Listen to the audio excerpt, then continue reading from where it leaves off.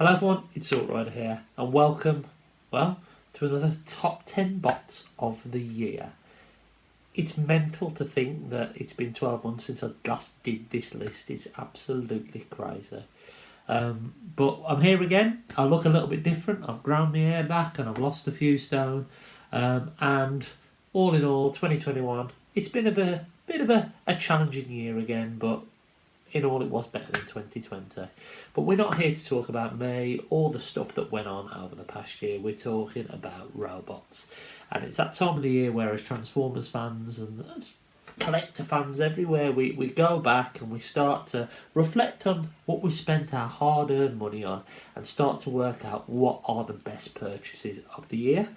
So I only really have one rule in this, and that's these items, I have to have bought them this year, but they don't necessarily have to have come out this year. As long as I bought them in 2021, they are eligible for this list.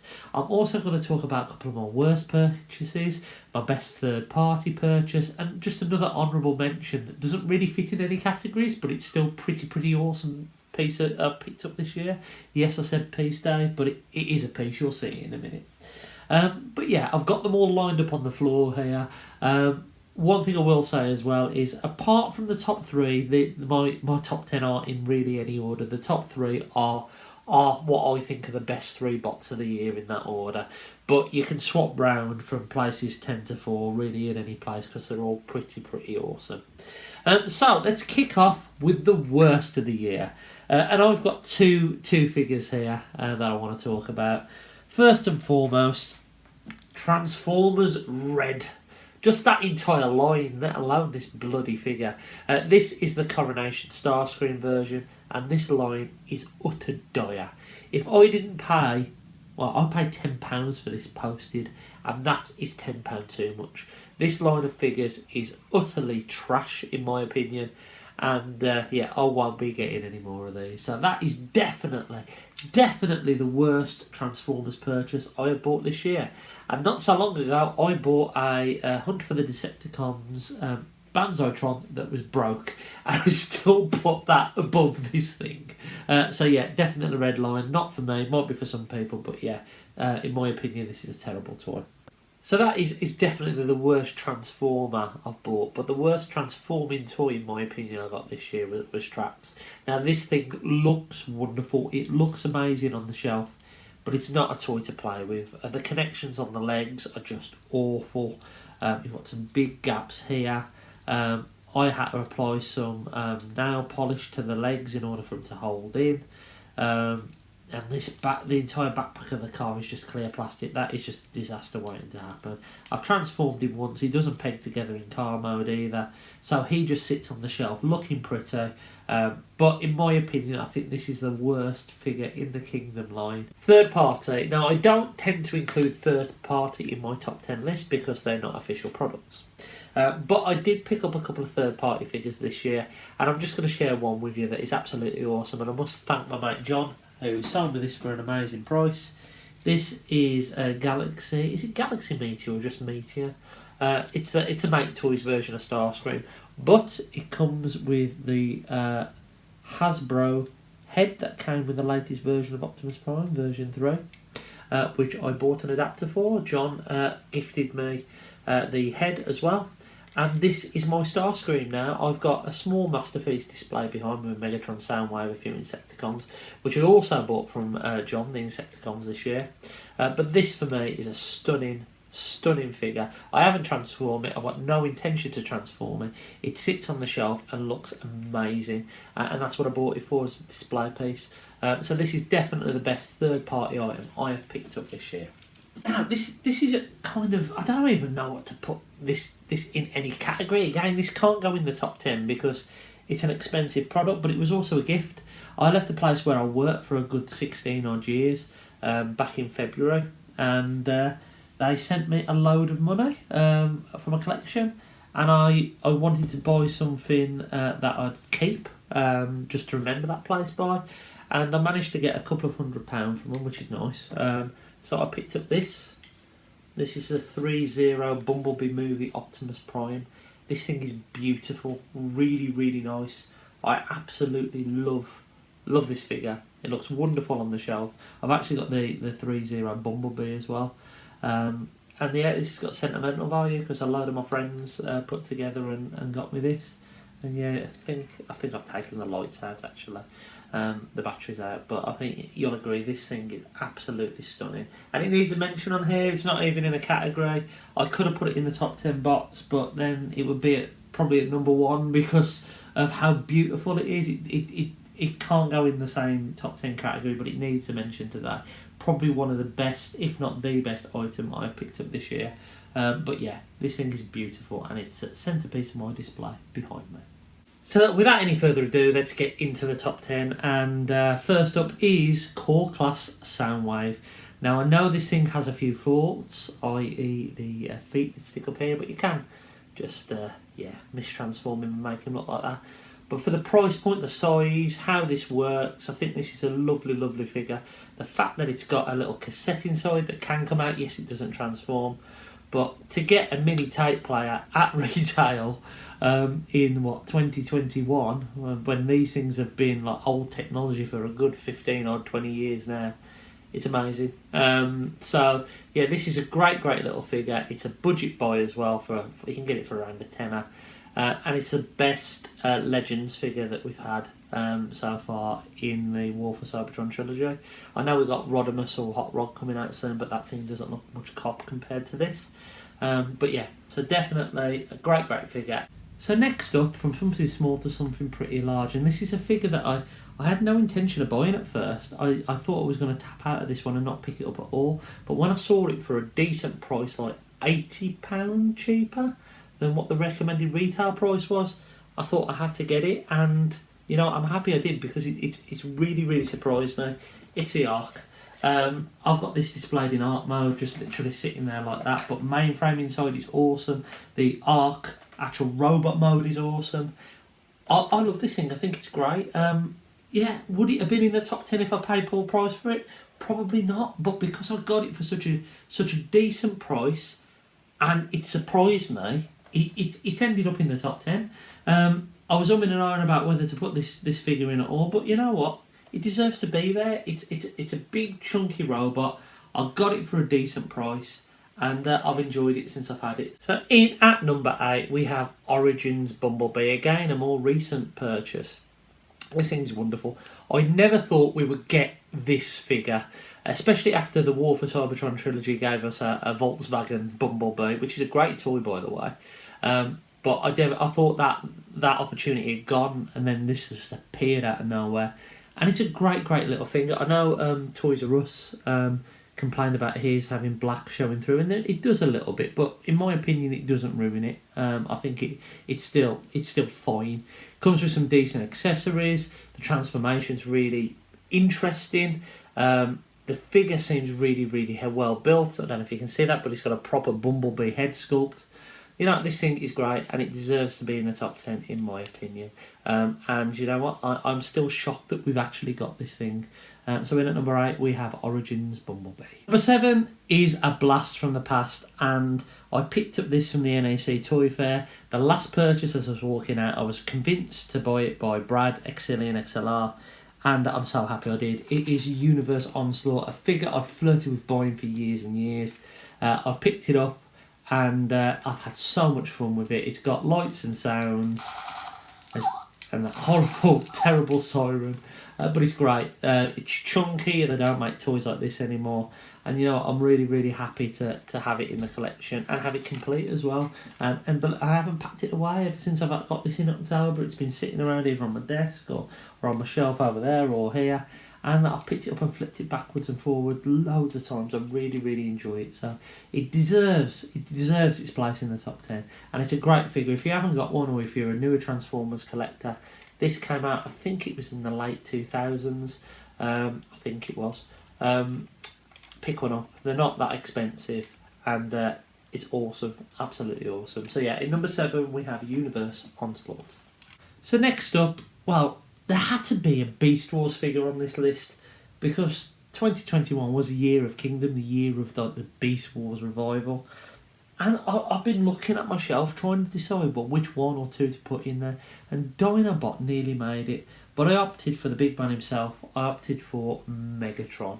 I really like this figure. I think it's great. I like the dinosaur mode, even though it's not show accurate. Yes, it's got some weak joints here and there. Yes, it could come with another couple of accessories. And yes, the moments of the transformation are scary and there are some soft rubber bits on it. But I love the head sculpt. It's great. Again, one I've flipped backwards and forwards a good few times. So in at number 5 are two figures from the same mould that caused a lot of, I suppose, frustration. So first off, I'm going to go with Earthrise Thrust, simply because this guy was never released in the UK, and thanks to Brad leading the way, ordering one from eBay, paying more than he should. I copied him and paid more than I should, and I was half expecting this guy to actually just like appear in like B&M or something random like that. He never did, but I'm so happy I got him because I had to finish my G1 Seeker collection. I needed a Thrust. And yeah, this guy caused a lot of stress, and I just realised from chatting to Brad that, you know what, if you want it that bad, then you'll pay for it, and that's the world we live in now. You can get whatever you want as long as you're willing to pay. Because I couldn't choose, I'm throwing in G2 Ramjet in there as well. These are technically the same mould, aren't they? In fact, I think I've got 8 versions of this mould now. The original 6 Seekers, G2 Ramjet, and the G2 Sandstorm that I also got this year. And Seekers will always make it into your top 10 when we get new ones, won't they? Now, this figure, I was umming and ahhing about whether to put it in the top 10 or not.